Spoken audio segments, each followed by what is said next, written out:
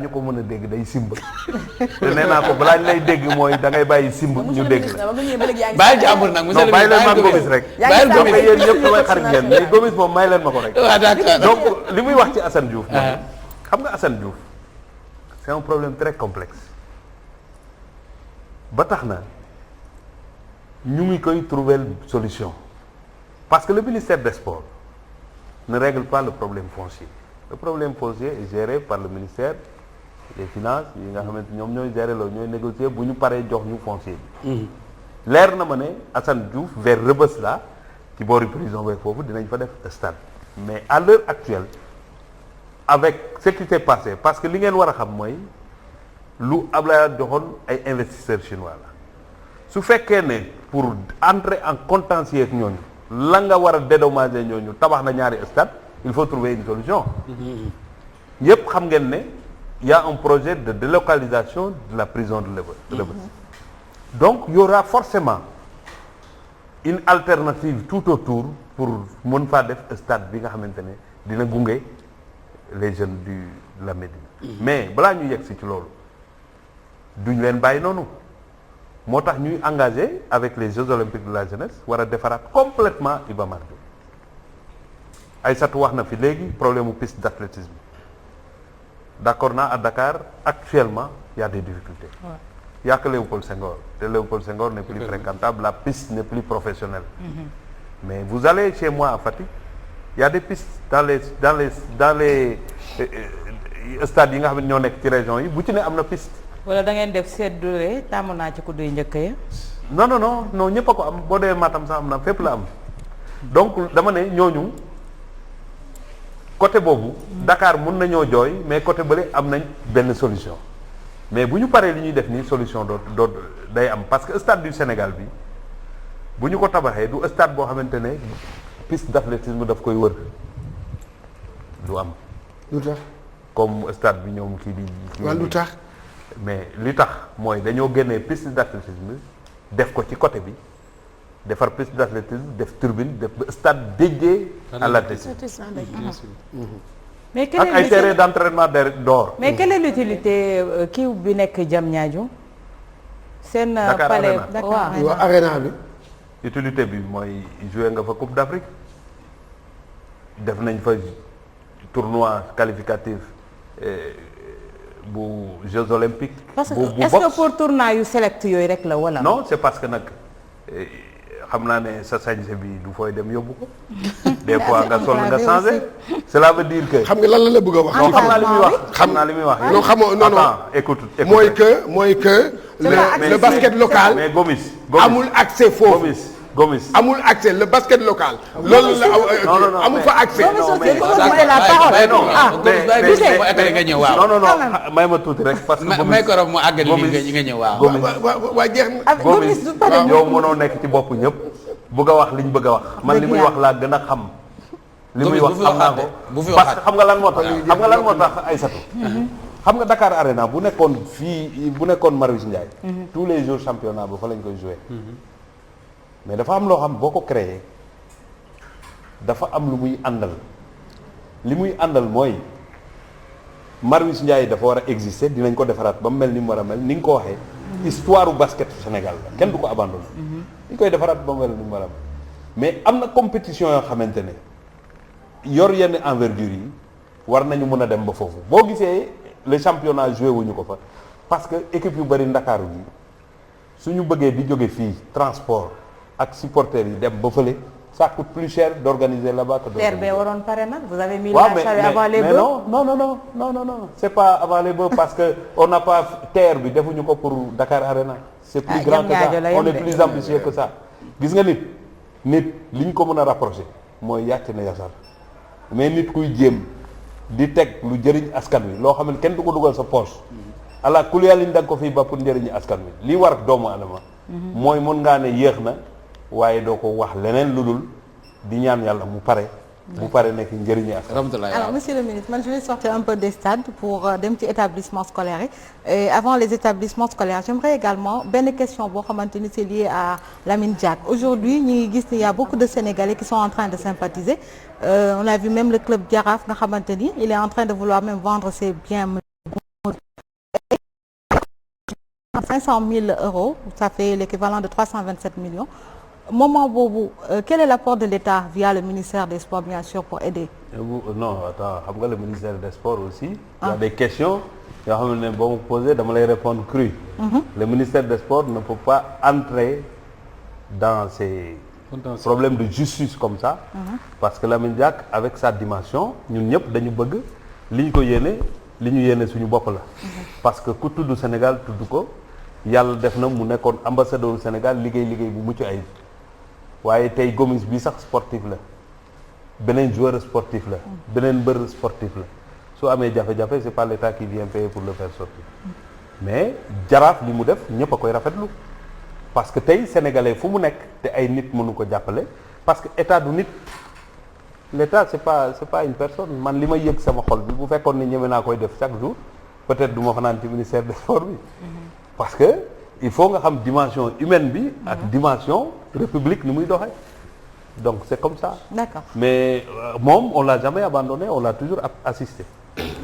ñu dem ci établissement scolaire c'est surtout par rapport aux sortants du CNEPS de Thiès bien sûr les 180 ñu gis ni ce sont des professeurs d'éducation physique qui ont fait le concours boo xamante ni bac ils ont eu le bac ñu def seen concours et tout je pense également que ni am na décret boo xamante ni mooy le décret 2018 300 bu 30 avril 2018 mais on voit que depuis 2015 ñi ngi courir toujours derrière un recrutement et au même moment ñu gis bëri na ci ay localités yoo xamante ni amatuñu sax prof d'éducation physique dans ci yenn établissement yi on peut en citer par exemple à Podor Pété donc même Tataguine partout alors lan mooy expliquer également situation boobu ñoom ñu nekkee te mënul am benn solution. non dana am solution parce que lu décret bi nekk dans le circuit nekkatul lu am problème parce que décret bi sax signé woon nañ ko ba adopté ko en conseil des ministres mais bi ñu leen ko joxee syndicalistes yi dañ ci gis passage boo xam ne li ñu jàpp mooy termes yi dañ ko war a changer permettre ñi nga xamante ne sama at la ñu am ñu mën a am bénéficier wu ci changement boobu il fallait ñu changer ko pour ñooñu mën a dellu nga xamante ne BFM la ñu amoon ñu mën a leelu def formation pour am le diplôme pour ñu mun leen a yóbbu ci beneen catégorie et quand on parle de d'autres catégories il y a une incidence financière donc il fallait un travail nécessaire boo xam ne def nañu ko ba pare man mii j'ai envoyé le décret au secrétariat général du gouvernement li ci des mooy président signé ko ñu jàll ci leneen. mais depuis 2015. non dama la ne processus la. newoon naa la pare na ba pare man bi ma fi nekk dem naa conseil des ministres ba décret bi jàll mais décret bi dafa am lu mu solutionné wuloon ci problème mu enseignants yooyu parce que ni ñu ko signé woon ñoom pour ñoom bu ñu ko defee ñi nga xamante seen at dafa weesu. du ñu mën a bénéficier wu ci loolu balaa ñuy dem li ñu dese ci fonction. alors mais établissement je termine juste avec ça établissement yi nga xamante ni au baccalauréat war nañu def épreuve yi les candidats yeneen établissement yi nga xamante ni amuñu ces professeurs là. mais les professeurs d'éducation physique ne sont pas sous l'autorité du ministre des sports. loolu aussi de l'éducation nationale mais. parce que ñu bëri bu affaire ku laal ku tudd sport rek bañ nañ ko bu ñuy def sax grève de la faim sama buntu ministère lañu. ñoom ñaari tutelle te man mënu ma leen a affecté mënu ma leen a def nen tey ministre éducation nationale mooy am commande am ne tant de professeurs laay jël ren ñenn ñi dañ leen di envoyer CNEPS ñoom dañuy fay pour que ñu former leen ñooñu dañ leen di affecté tout de suite am na ñoo xamante ne dañu fay dem dañuy fay ñu former am na ñoo xam ñooy fayal seen bopp formation loolu yëpp am na ci il faut que nit ñi comprendre loolu tey nag un état quand tu recrutes tout dépend des besoins du département li mu jàpp ne ay besoins am la képp koo xamante ne daf ko dépassé mënul jël lu ëpp loolu parce que incidence lay am ci salaire yi mais jàpp naa ne li gën mooy ñu jël ñoo xamante tàggat nañ leen parce que éducation physique du caaxaan man damay fàttaliku bu ñuy def éducation physique bu ñu yegsee li ñuy njëkk a def prof bi daf ñuy jëlal suñu pôle ba xam ndax ñun nekk nañ ci état def éducation physique soo ko joxee koo xamante ne xamu ko nag lu ne mën na ko ca fekk man tey jàpp naa ne fu ñuy jëm nii li nga xamante ne mooy recrutement yi képp ku ñu nar a dem ci domaine boobu day fekk nga am diplôme pour mën ko alors awa daf ñu dugaloon sànq ci chapitre infrastructure malheureusement ñu jot ci génn mais li ma bëggoon a laaj mooy wax nga lu bari ci infrastructure li ci état bi defee tout mais est-ce que yaakaar nga ni Sénégal fii ñu toll prêt na pour accueillir une compétition internationale bu am dimension CAN par exemple waaw loolu CAN senior parce que bu dee compétition petite catégorie def nañ fi ñaari CAN fii ci réew. non je parle de la grande CAN. Voilà oui. Senior mooy senior. voilà senior moom laa doon wax en 2000 c'était en 2019. bi ñu naan liggéey bi ñu war d'ailleurs bi président teg xeer bu njëkk bi dem jox nañu instruction maak le président de la fédération pour que ñu travailler à recevoir une coupe d'Afrique des Nations.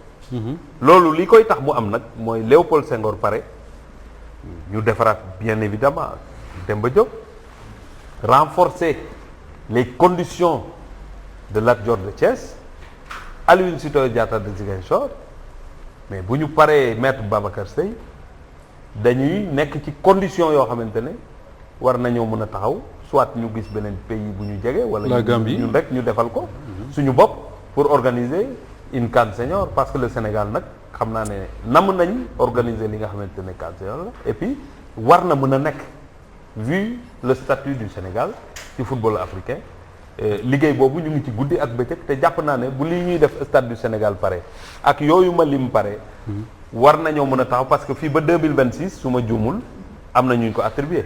oui parce que 2023 je pense que c'est la Côte d'Ivoire. Ensuite 2025 c'est la Guinée-Conakry. waaw la Guinée. su amee désistement fekk ñun ñu pare. suñu neexee la. kañ ngeen di pare. mais bii le 22 février. mais monsieur le ministre yow xam nga bu baax. Cheikh Tidiane waxoon nañ la bu waxaat. mais alors non Cheikh Tidiane ne te trompe pas. xam nga say question yow boo sañoon duñu pare mais dinañ pare parce que suñu paree dootoo am loo wax te yow war ngay wax tous les jours mais ñun liggéey luñ la Sénégal la ñuy liggéey je t'ai dit le 22 février 2022 on va recevoir les clés du stade du Sénégal. D'accord, une toute petite chose rek ba pare ci mooy c'est vrai on va recevoir les clés du stade du Sénégal Léopold Senghor dinañ ko defaraat la préoccupation d'Awa Diop Ndiaye sur les infrastructures wax nga ci lu bari. L'équipe nationale on a mis tant de milliards. Le budget c'est 31 milliards. Mais monsieur le ministre bu ñu wax ko rek te dee nag. les pratiquants dundal rek les te dund voilà les pratiquants là ñi nga xam ne ñooy sportifs yi. ñiy daw. di football. mais ñoom ñi ngi bëgg a dee. ils n'ont rien. c'est ça la vérité tey jii les clubs professionnels ñuy wax fii ci Sénégal mais bu ñu la waxee salaire yi seen joueurs yi fayu mais mënul jënd pain ndambe bu baax bu su une championne du Sénégal fan la mujjee ñëw fii di jaay fëgg jaay ci marché samedi bi mais à quand la ñuy def une politique sportive qui quand même permette que les pratiquants ñu mën leen a jël en charge ba au moins li ñuy pratiquer ñu gis ci njëriñ.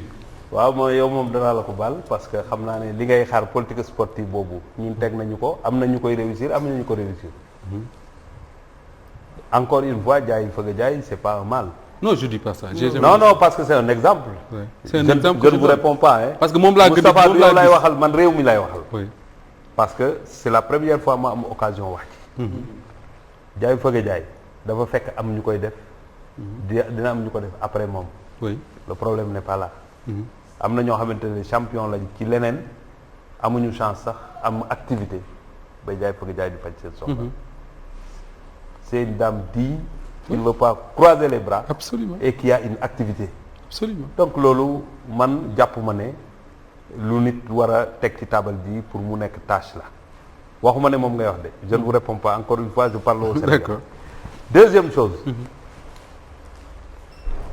Même yéen ñi da ci yéen rek lay jël exemple vous êtes des journalistes chevronnés si vous faites la comparaison. Vous gagnez votre vie mais am na ñoo xamante ne yeneen lépp niveau ñu ngi gagné lépp li ngeen di gagné. Le problème n'est pas là encore une fois. Troisièmement par rapport au salaire très bas. wax naa la ko léegi bi may wax ligue professionnelle.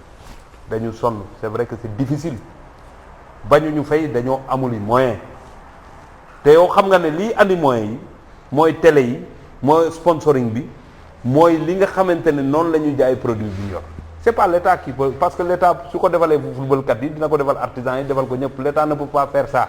L'État crée les conditions qui permettent aux Sénégalais d'avoir des projets sportifs di ci travailler pour trouver effectivement li nga xam mooy dimension économique. Non mais non. La difficulté elle est là nous tous nous sommes d'accord. Et dañuy liggéey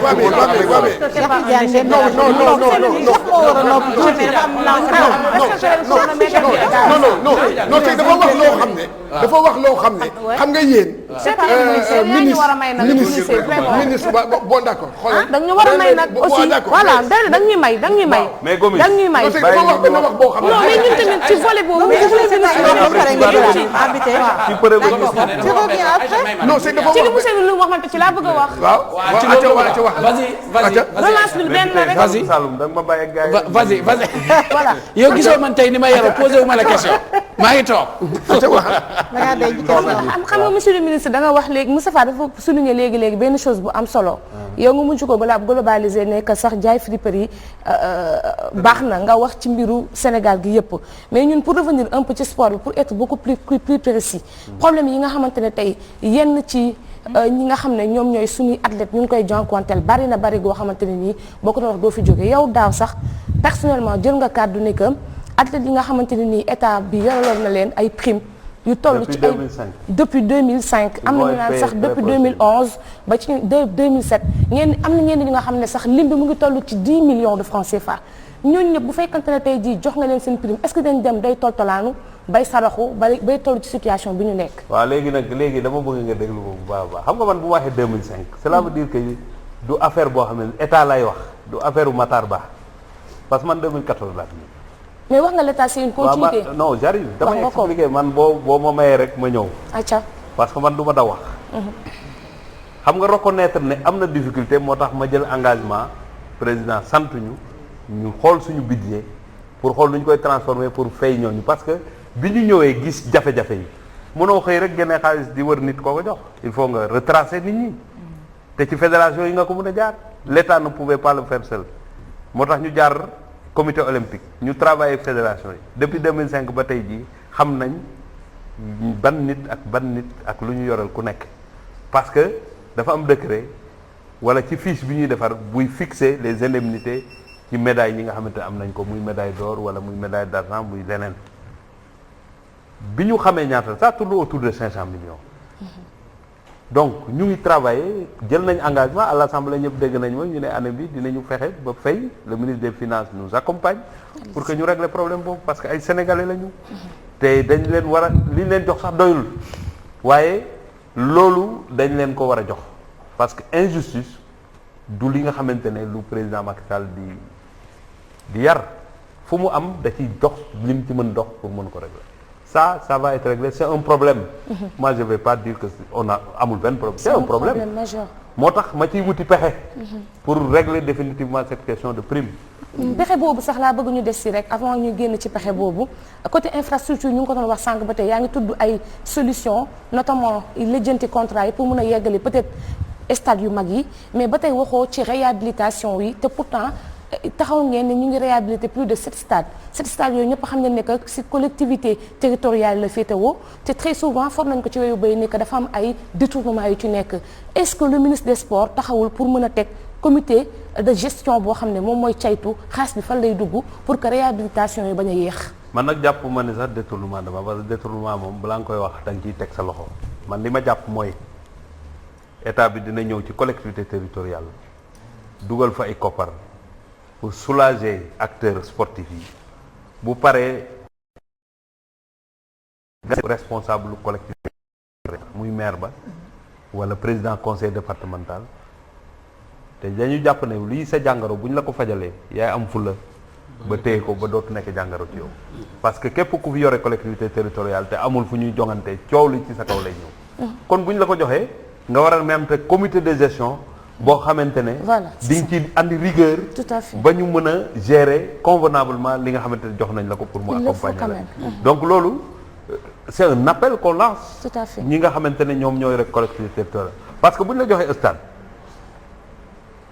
su tànn beer amee nga joxe te dañuy fay su ay nit ñooy di fubal ba 4 heures du matin tous les jours lampe yi grillé te ku bugg a fubal 1 heure de temps 30 000 20 000 40 000 su concert amee su ñu ñëwee di samp seen bagage yi doo ñëw fekke ñu lal loo xam ne du jam gazon bi nga bàyyi ñu jàpp ko mu jaar fa yàqu su mitinkat yi ñëwee comme man ñëw fa gars yi tux sànni ci kaw gazon bi mu lakk mais bu yàggee day yàqu et ça tout responsable de collectivité territoriale war na ko bañ parce que c'est l'argent du contribuable mais aussi c'est un problème boo xamante ne dañ la ci andi saafara boo xamante ne yow sa collectivité territoriale amul doole bu mu andee saafara bu ñu la ko andee nag vraiment da nga ko war a téye sa fukki loxo